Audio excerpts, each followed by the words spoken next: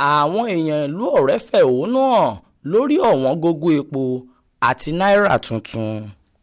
Ọ̀gọ̀ọ̀rọ̀ àwọn ọ̀dọ́ ni wọ́n tú jáde nílùú Ọ̀rẹ́ níjọba ìbílẹ̀ Òdìgbò láàárọ̀ ọjọ́ Túsídẹ̀ẹ́ ọ̀sẹ̀ yìí láti fẹ̀hónú hàn lórí ọ̀rọ̀ Ọwọngogo epo pẹtiróòlù àti owó náírà èyí tó ń bá àwọn èèyàn fínra. Ọ̀pọ̀ wákàtí làwọn tí ń bínú náà fi dí ojú ọ̀nà pa tí ọkọ̀ pẹ̀lú àwọn arìnrìn-àjò tó ń gba ojú ọ̀nà márosẹ̀ Ọ̀rẹ́ sí Benin kò fi rí àyè kọjá lásìkò tí ìfẹ̀hónú àlàáfíà náà ń wáyé. Àwọn olùfẹ̀hónúhàn náà ni wọ́n kọ̀ jálẹ̀ láti tẹ́tí sí ìkìlọ̀ tí iléeṣẹ́ ọlọ́pàá ìpínlẹ̀ Ondo ṣe nínú àtẹ̀jáde rẹ̀ kan tí wọ́n fi síta lọ́jọ́ Ìṣẹ́gun Túsídẹ̀ẹ́ ọ̀sẹ̀ yìí kan náà.